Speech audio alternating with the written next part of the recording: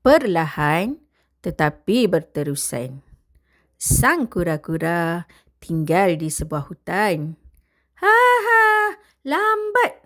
Kamu sangat perlahan. Saya sangat perlahan. Sang kura-kura berasa sangat sedih. Tiada sesiapa yang mahu bermain dengan saya. Saya tidak mahu main dengan kamu. Kamu terlalu perlahan.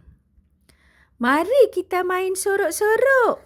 Kita akan seronok bermain bersama-sama. Sang kura-kura sering bersendirian. Hai sang kura-kura tua yang perlahan. Hamster pun boleh bergerak lebih cepat daripada kamu. Mari hamster, kita bermain di sana. Tidak ada masalah menjadi perlahan. Saya boleh melihat rama-rama terbang di sekeliling saya. Saya juga boleh melihat semut mengangkat makanan mereka. Pada suatu petang, sang kura-kura sedang merangkak perlahan di dalam hutan. Tiba-tiba, dia terserempak dengan beberapa ekor monyet. Mengapakah monyet-monyet itu lari ke sana, ke sini?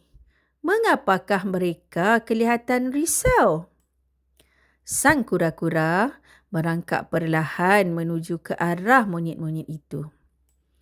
Apakah yang telah berlaku? Mengapakah kamu sedih dan risau? Oh, kamu monyet yang pernah mengejek saya.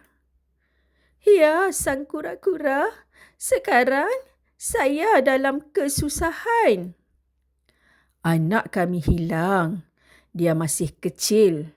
Dia mungkin dalam bahaya. Kami telah mencari di merata-rata tempat, tetapi tidak menemuinya. Monyet-monyet itu mencari anak monyet di setiap pelusuk hutan. Namun, mereka tidak menemuinya.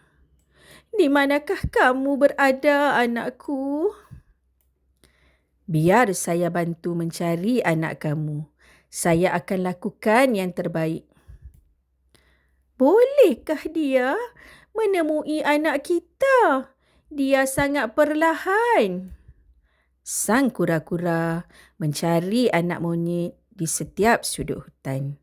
Sang monyet dan isterinya mengikut sang kura-kura. Sang monyet memanggil anaknya. Anakku, anakku. Sang kura-kura merangkak perlahan dari pokok ke pokok untuk mencari anak monyet. Hari sudah mulai gelap.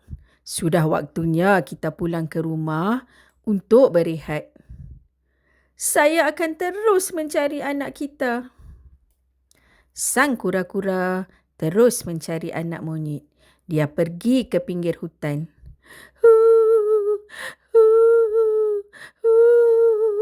Di manakah ayah dan ibu? Hai anak monyet, akhirnya saya jumpa kamu. Oh, anakku, ibu sangat gembira jumpa kamu. Syukur, kamu selamat. Sang kura-kura mungkin sudah tua, tetapi dia yang menjumpai anak kita. Ya, dia memang perlahan, tetapi tetap tekun dan berterusan. Terima kasih sang kura-kura kerana membantu mencari anak kami. Saya tidak akan mengejek atau memanggil sang kura-kura perlahan lagi. Maafkan saya.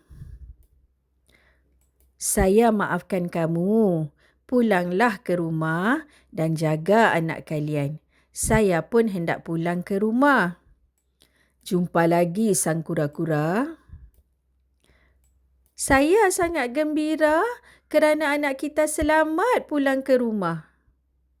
Saya berterima kasih kepada sang kura-kura. Apakah yang akan berlaku jika anak kita tidak ditemui?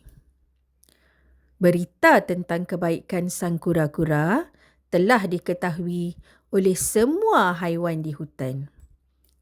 Sang kura-kura sangat membantu. Saya sangat bangga dengannya. Sang kura-kura mungkin perlahan, tetapi dia berjaya menemui anak sang monyet. Saya rasa bersalah kerana mengejek sang kura-kura.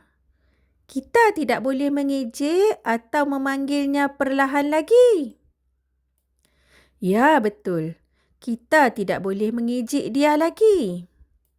Sang kura-kura sangat gembira. Kini, dia mempunyai ramai kawan. Sekarang, saya ada ramai kawan. Saya sangat gembira.